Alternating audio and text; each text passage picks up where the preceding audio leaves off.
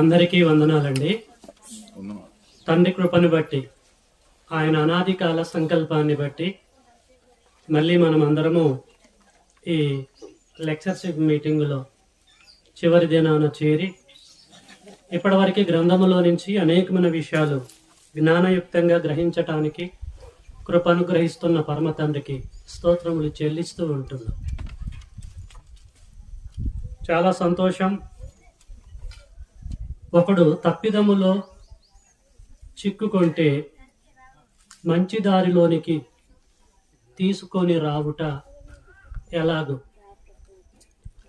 గలతీ పత్రికలో 6వ అధ్యాయంలో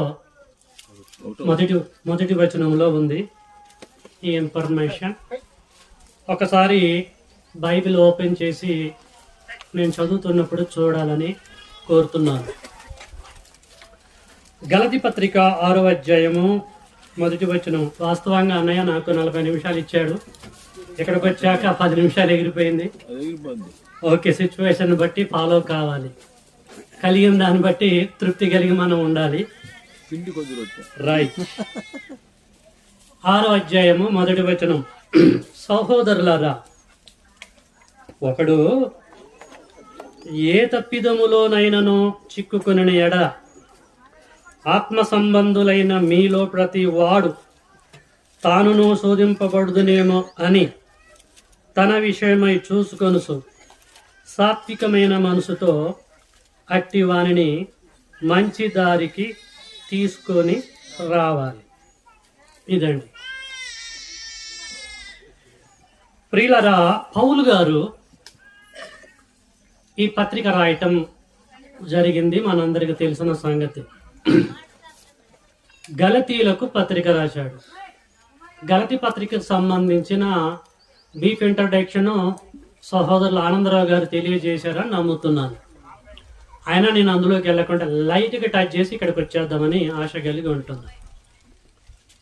గలతీ అనేది పట్టణం కాదు. ఫర్ యువర్ కైండ్ ఇన్ఫర్మేషన్, ఇది ఒక ప్రాంతం. అర్థం కావటం కొరకు చెప్తున్నా.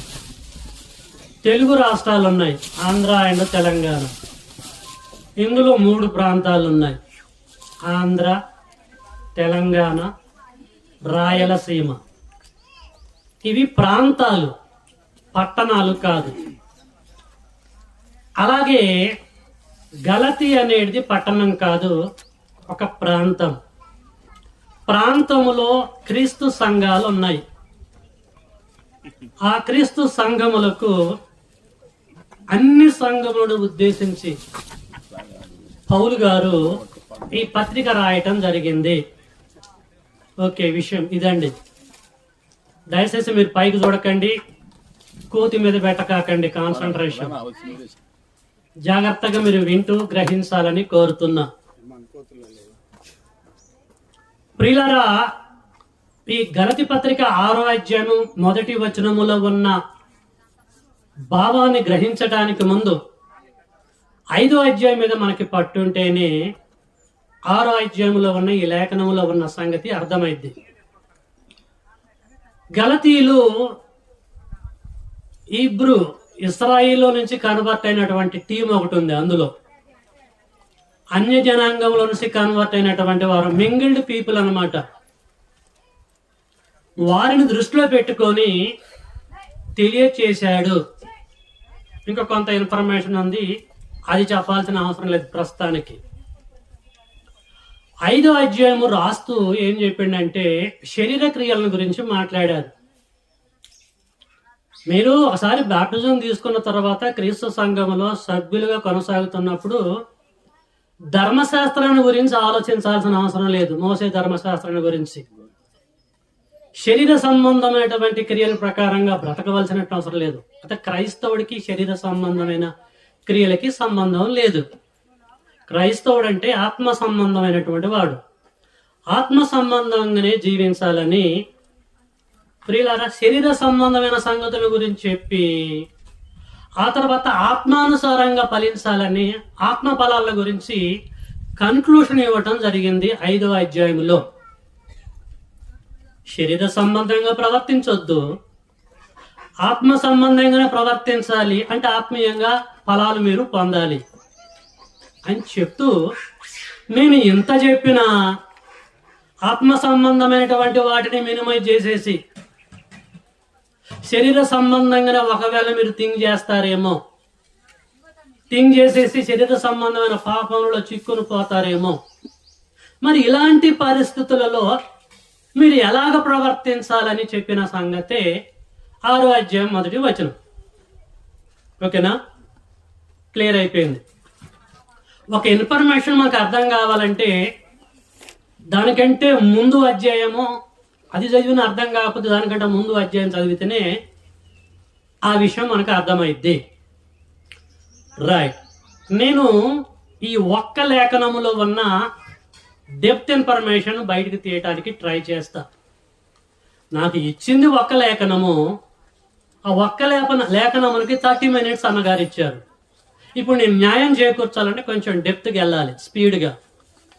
కాబట్టి జ్ఞానం కలిగినటువంటి వాళ్ళు గ్రహించాలని కోరుతూ ఉంటున్నా. ప్రియులారా, ఇక్కడ ఏమంటుండంటే సహోదరులారా అన్నాడు, లేకపోతే సహోదరి మనులారా అని అనడా? సహోదరులారే అన్నాడు. వాట్ అబౌట్ సహోదరి మనులు? వాళ్ళకి అవసరం లేదా? ఆలోచించండి. పౌలు గారి యొక్క పత్రికలు చాలా రిచ్గా ఉంటాయి. అద్భుతమైనటువంటి జ్ఞానం, అద్భుతమైనటువంటి పాండిత్యాన్ని సంపాదించినటువంటి వ్యక్తి. మనము ఎవరికైనా ఉత్తరం రాసేటప్పుడు సంఘానికి ప్రియమైన సోదరి సహోదరులారా అంటాం. ప్రీచర్ కూడా వాక్యం చెప్పేటప్పుడు ప్రియమైన సహోదరి సహోదరుడా అంటాం. పౌలు పత్రికలు మీరు ఎక్కడ చదివినా కూడా సహోదరి అనే బిట్టు కనపడదు. మచ్చుకు 1, 2 అట్ట కనపడతాయని తప్ప ఎక్కడికి వెళ్ళినా సహోదరులారా సహోదరులారా సహోదరులారా అంటాడు. ఎందుకు? ఎప్పుడన్నా మీరు దాన్ని ఆలోచించారా? ఎందుకు అన్నాడంటే పౌలు గారికి ధర్మశాస్త్రం మీద పట్టుంది. ఈ భూమండలం మీద బ్రతుకుతున్న ప్రతి ఒక్కరు కూడా ఒకే హృదయం నుంచి వచ్చారు. సహోదరులారా అంటే ఒకే హృదయం నుంచి పుట్టిన వారులారా. హృదయం అంటే పొట్ట, ఒకే గర్భం లేకపోతే బ్లడ్, ఒక్క మనసు నుంచి వచ్చినటువంటి వారులారా అని సూపర్ థియరీ ఉపయోగిస్తాడు ఎక్కడైనా సరే. అందుకని ఆయన పత్రికలు చదువుతున్నప్పుడు చాలా రిచ్గా ఉంటాయండి. అర్థం కాదు, సబ్జెక్ట్ ఉన్నటువంటి వారికి మాత్రమే అర్థమైతే. కాబట్టి ఒకే గర్భం గుండా వచ్చారు, పురుషులే కానీ స్త్రీలే కానీ. మళ్ళీ పర్టికులర్గా ప్రియమైన సోదరి సహోదరులారా అని చెప్పవలసినటువంటి అవసరం లేదు. నా పరిశీలనలో నేను గ్రహించిన సంగతి. మరి దీని మీద అన్నగారు ఏమన్నా చెబితే మోస్ట్ వెల్కమ్. ఇంకేదన్నా నాకు తెలవని జ్ఞానం ఉంటే విషయం ఇదండి. కాబట్టి సహోదరులారంటే ఒకే హృదయం నుంచి పుట్టిన వారులారా. స్త్రీలు ఉన్నారు, పురుషులు ఉన్నారు, ఇద్దరికి వర్తిస్తుంది. సో స్టార్ట్ చేసి ఏమంటుండంటే ఒక్కడు ఏ తప్పిదములోనైనను చిక్కుకున్న ఎడల అని స్టార్ట్ చేశాడు. ఒకడంటే బయట వ్యక్తిని గురించి మాట్లాడలేదండి. మీలో ఒకడు, బాప్టిజం తీసుకున్నటువంటి వారిలో మీలో ఒకడు, గలతీ ప్రాంతములో క్రీస్తు సంఘాలలో ఉన్నటువంటి ఒకడు, ఎనీబడి, పురుషుడే కావచ్చు స్త్రీ కావచ్చు, ఒకడు ఏ తప్పిదములోనైనను, అది ఏ తప్పిదమైనా సరే, అది చిన్న తప్పిదమే కావచ్చు, పెద్ద తప్పిదమే కావచ్చు, అది మరణకరమైన పాపమే కావచ్చు, మరణకరము కాని పాపమే కావచ్చు, ఏ తప్పిదములోనైనను చిక్కుకొన్న ఎడల. ఫర్ యువర్ కైండ్ ఇన్ఫర్మేషన్ అంటే దీని అర్థం ఏంటిది? అసలు చిక్కుకోవటం ఏంటిది? ఒక దేవుని కుమారుడు కుమార్తె చిక్కుకుంటారా అనేది మనం ఆలోచించాలి. అర్థం కావడం కొరకు చెప్తున్నా. చిక్కుకోవడం అంటే ఎలాగుంటది అనేది. కొన్ని తప్పిదాలలో తెలిసి చిక్కుకునేవారు ఉంటారు, తెలియకుండా కూడా చిక్కుకునేవారు ఉంటారు. తెలిసి చిక్కుకునేవారు ఉంటారు పాపాలలో, తప్పిదాలలో. తెలియకుండా చిక్కుకునేవారు ఉంటారు. ఎట్లా? ఒకసారి మనం అడవిలోకి వెళ్దాం.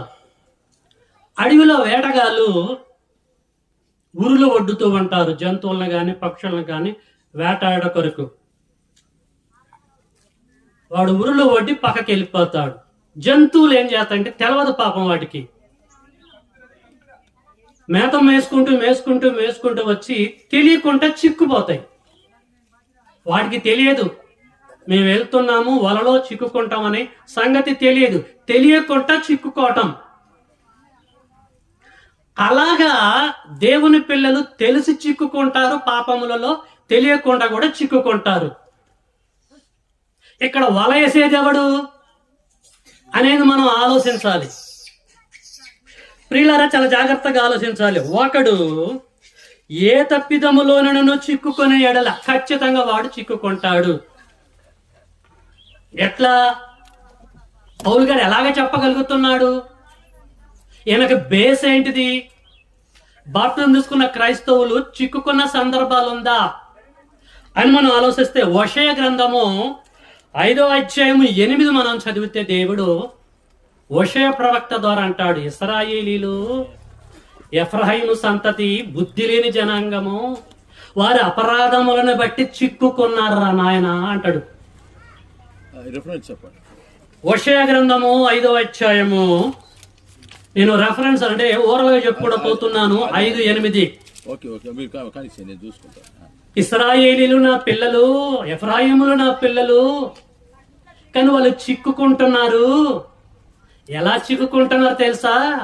వారి అపరాధాలను బట్టి, వారి పాపములను బట్టి చిక్కుకుంటున్నారు అని చెప్పేసి ప్రియులారా దేవుడు హోషేయ ప్రవక్త ద్వారా తెలియచేశాడు.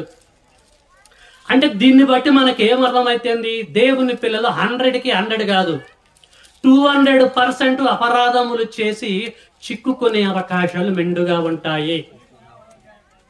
అయితే అడవిలో ఏటగాడు ఉరులు ఒడ్డుతాడు జంతువులను పట్టుట కొరకు. ఇక్కడ దేవుని బిడ్డలకి వలలేసేది ఎవడు? చిక్కుకోవటానికి ఈ వలగాడి ఎవడు అని మనం ఆలోచిస్తే, హబక్కు గ్రంథము 1వ అధ్యాయము 15లో ప్రియులారా అక్కడ ఏమి చెప్పబడది అని మనం ఆలోచిస్తే, వాడు అంటే సైతానుగాడు వలలు వేసి వాడు లాగుతాడు, గాలాలేస్తాడు. వాడు దేవుని పిల్లలకి వాడు వలలు వేసి వరలు ఉగ్గి అనేక మందిని గుచ్చి వాడు లాగుతాడని చెప్పేసి దేవుడు హబక్కు గ్రంథము ద్వారా తెలియచేస్తాడు. అంటే దేవుని పిల్లలుగా పిలువబడుతున్న మనము పరిశుద్ధులుగా ఈ లోకములో జీవిస్తున్నప్పుడు ఖచ్చితంగా అపరాధాల వల్ల, పాపముల వల్ల చిక్కుకునే అవకాశాలు మెండుగా ఉంటాయి. చిక్కుకునే విధంగా మన పట్ల స్కెచ్ గీచే వ్యక్తి సైతానుగాడని అందరూ గ్రహించాలని ప్రేమతో కోరుతున్నాను. రైట్, ఏమంటున్నాడంటే, సహోదరులారా, ఒకడు ఏ తప్పిదములోనైనా చిక్కుకొన ఎడల ఏం చేయాలి? మిగతా వారు పండగ చేసుకోవాలంటున్నాడా?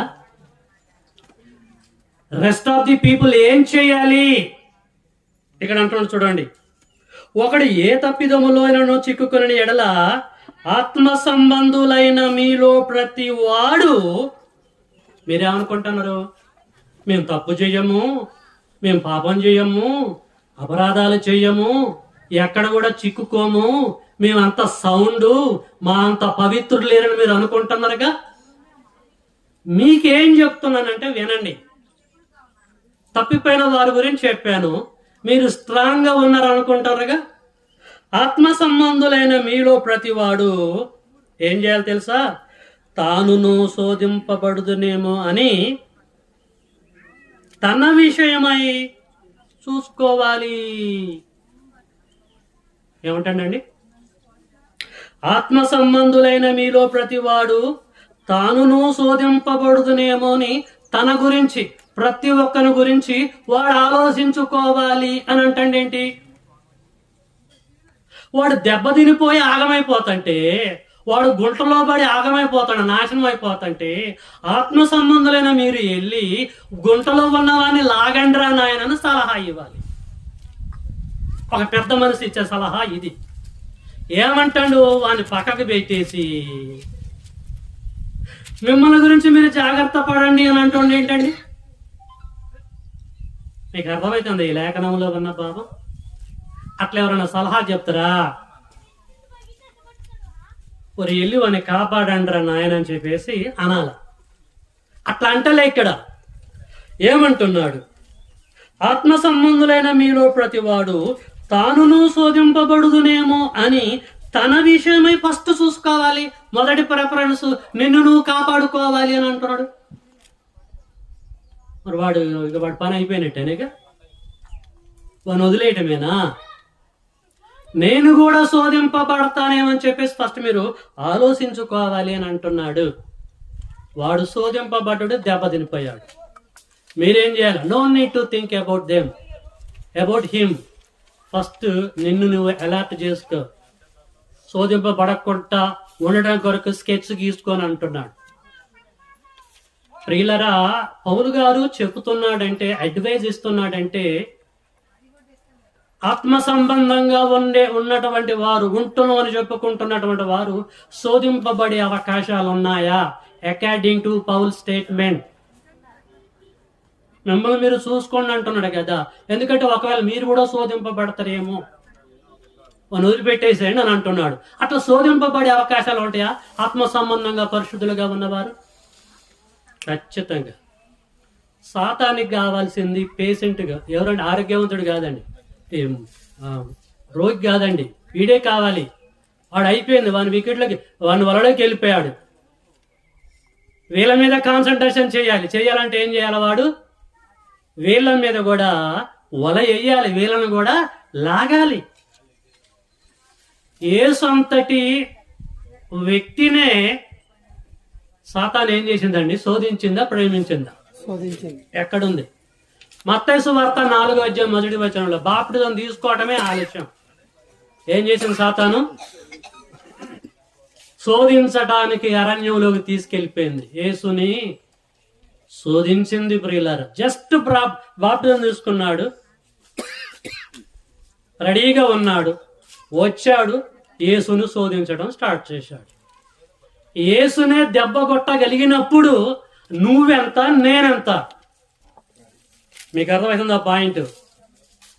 యేసునే శోధించగలిగే కెపాసిటీ కలిగిన సైతానుగాడు నేను ఆత్మీయంగా ఉన్నా, అద్భుతంగా ఉన్నా, నేను శోధింపబడను అనటానికి లేదు గ్యారంటీ.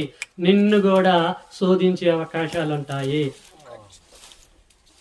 కాబట్టి పౌలు అంటాడు, కొరింథీయులకు పత్రిక రాస్తూ 1 కొరింథీ 10వ అధ్యాయం 12వ వచనంలో, తాను నిలుచున్నానని చెప్పి తలంచుకునేవాడు నేను పవిత్రుణ్ణి, నా అంత పవిత్రురాలు లేదు, నా అంత పవిత్రు లేదు, నేను స్ట్రాంగ్ అని ఎవడైతే అనుకుంటాడో, అనుకునే ప్రతివాడు పడకుండునట్లు, శోధింపకుండునట్లు జాగ్రత్తగా చూసుకోవాలి.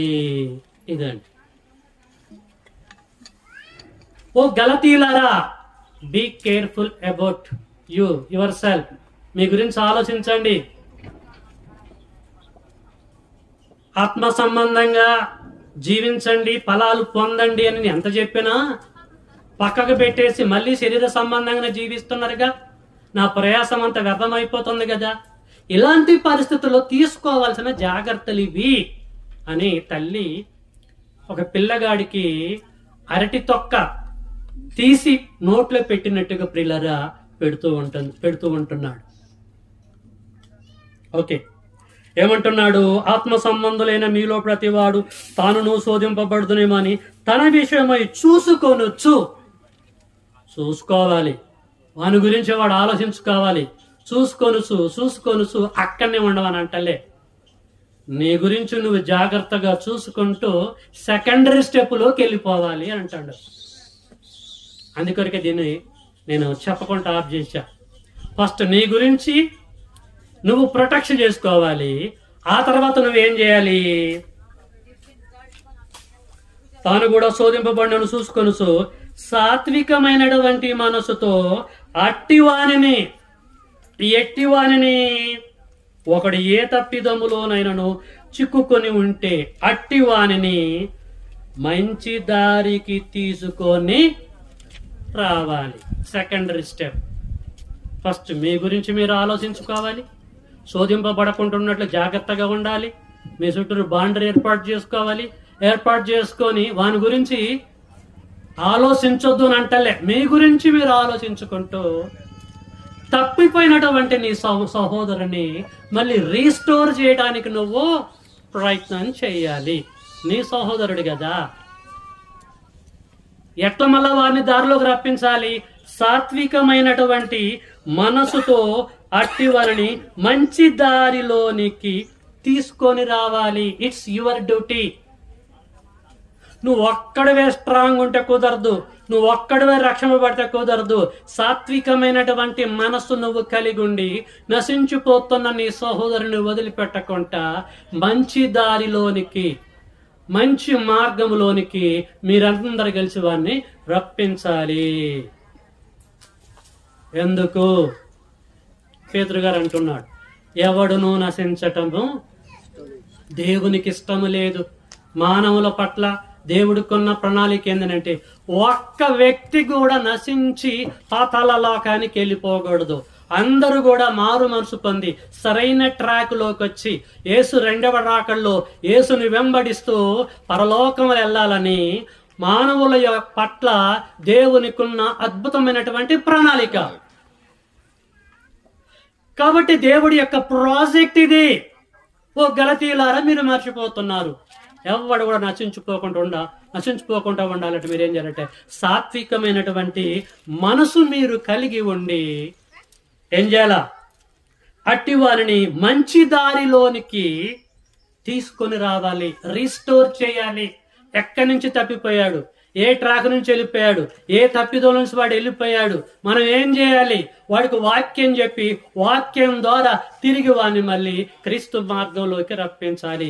ఇట్స్ యువర్ డ్యూటీ అని చెప్పేసి మొదటి శతాబ్దంలో ప్రియమైన దేవుని పిల్లలారా తెలియజేయవలసిన పరిస్థితి ఏర్పడ్డది. అర్థమవుతుందండి? ఒకడు తప్పిదములో చిక్కుకుంటే మంచి దారిలోనికి తీసుకొని రావుట ఎలా? ఇది మన సబ్జెక్ట్. సాత్వికమైనటువంటి మనసు మనము కలిగి ఉండి తప్పిపోయినటువంటి మన సహోదరుల విషయంలో అద్భుతమైనటువంటి ప్రణాళిక కలిగి ఉండి వాక్యము ద్వారా వారిని ఎంకరేజ్ చేసేసి మళ్ళీ క్రీస్తు దగ్గరికి రప్పించాలి. ఇది దేవుడు మన భుజస్కంధముల మీద పెట్టినటువంటి అద్భుతమైనటువంటి పని. ఏ ఒక్కడు కూడా నశించిపోవటము దేవునికి ఇష్టం లేదు. అందుకొరకే మొదటి శతాబ్దంలో యేసు నువ్వు ఎందుకు వచ్చావయ్యా ఈ లోకానికి అని అడిగినప్పుడు నశించిపోయినటువంటి వారిని రక్షించటానికి నేను వచ్చానని చెప్పేసి అంటాడండి. నశించిన దానిని వెదకి రక్షించటానికే వచ్చాను. పెద్ద ప్రాజెక్ట్ ఇది. అందుకొరకే యోదయ మొత్తం తిరుగుతున్నా, గలిలయ మొత్తం తిరుగుతున్నా, సమరయ మొత్తం తిరుగుతున్నా, ఎక్కడెక్కడ ఎవడెవడు దెబ్బతినిపోయాడో మొత్తం కడుతున్నాను, మొత్తం బాగు చేస్తున్నా, అందరూ కూడా రీస్టోర్ చేస్తున్నా. నేను రిస్టోరేషన్, పునరుద్ధరణ కార్యక్రమాన్ని చెయ్యటానికి అక్కడి నుంచి నేను ఇక్కడికి వచ్చాను. నా తండ్రి పంపిస్తే నేను వచ్చానని చెప్పేసి ప్రియులారా యేసుక్రీస్తుల వారు చెప్పడం జరిగింది. గ్రంథాన్ని మొత్తం మీరు చదివితే సారం ఇదేనండి. అపోస్తుల కార్యము 17వ అధ్యాయం 26వ వచనం మనం చదివితే యావత్తు భూమి మీద కాపురం ఉన్నట్టుకు దేవుడు ఒకని నుండి సమస్త జాతులను పుట్టించాడు, కులములను పుట్టించలే. జాతులలో ఉన్న ప్రతి ఒక్కడు కూడా రక్షింపబడాలి, నశించిపోకూడదు. రక్షింపబడి యేసు రెండవ రాకడలో యేసుని వెంబడిస్తూ పరలోకం వెళ్ళాలి. ఇది ప్రాజెక్ట్, పెద్ద ప్రాజెక్ట్ అండి. కాబట్టి పాత నిబంధనలో దేవుడు ప్రవక్తలను వాడుకున్నాడు. మోషేని, ఇర్మియాని, యెషయాని, యేసుని, దావీదుని, అపోస్తలుని, ఈరోజు నిన్ను నన్ను మొదటి శతాబ్దంలో గలతీ ప్రాంతంలో ఉన్న క్రైస్తవులను కూడా వాడుకుంటున్నాడు. కాబట్టి ప్రియులారా, సంఘంలో ఉన్నటువంటి వారు, మన కుటుంబంలో ఉన్నటువంటి వారు బాప్టిజం తీసుకొని ఏ కారణముని బట్టైనా, ఏ తప్పిదమును పట్టైనా, ఒకవేళ వాడు తప్పిపోయాడేమో, ట్రాక్ దిగిండేమో, అది నీ దృష్టికి వచ్చిందేమో, ఏం చేయాలి? నిన్ను నువ్వు కాపాడుకోవాలి. ఎట్ ద సేమ్ టైము నశించిపోతున్నటువంటి నీ వారిని కూడా నువ్వు ప్రొటెక్ట్ చేయాలి, రక్షించాలి. అర్థమవుతుందా అండి? అద్భుతమైనటువంటి జ్ఞానం ఇది, సూపర్ థియరీ. మొదటి శతాబ్దంలో ప్రియులారా పౌలు గారు చెప్పవలసినటువంటి పరిస్థితి ఏర్పడ్డది. కాబట్టి పరిశీలించినటువంటి ఈ కొన్ని లేఖనములను బట్టి మనకి ఏమి తేట తెల్లమైంది? నశించిపోతున్నటువంటి మన సహోదరులని వదిలిపెట్టకూడదు. కక్ష చేత గాని మిష చేత గాని ఏ విధంగానైనా సరే వారిని సరైనటువంటి ట్రాక్లోకి మనము తీసుకొని రావాలి. దేవుడు నీకు అప్పచెప్పిన బాధ్యత, భారం ఇది.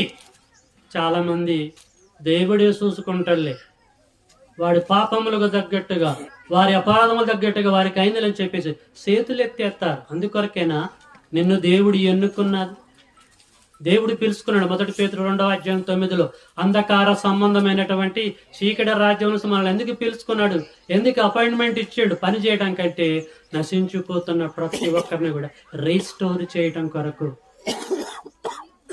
సేవకులుగా పిలువబడుతున్న మనము, సంఘములో సభ్యులుగా కొనసాగుతున్న మనము ఎంతవరకు నశించిపోతున్న మన వారిని రక్షించాము? దేవుడు రేపు లెక్క అడిగితే నీ దగ్గర లెక్క చెప్పడానికి నీ దగ్గర లెక్కలు ఉన్నాయా? దేవుడు నిన్ను అడిగేది అదే. ఎంతమంది నీ కళ్ళ ముందు స్లిప్ అయిపోయారు? ప్రతి ఒక్కరూ అర్థం చేసుకోవాలని ప్రేమతో కోరుతున్నాను.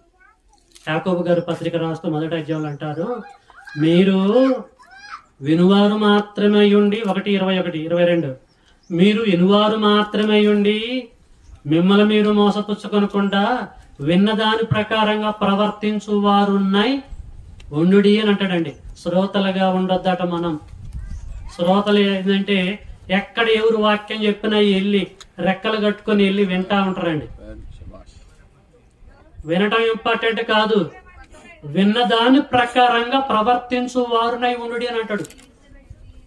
శ్రోతలుగా మనం ఉండొద్దు, విన్నదాని ప్రకారంగా. ఇప్పుడు మనం విన్నాం, సాత్వికమైన మనసు కలిగి మన వారిని మంచి దారిలోనికి, ఆ మంచి దారి క్రీస్తు యొక్క దారి.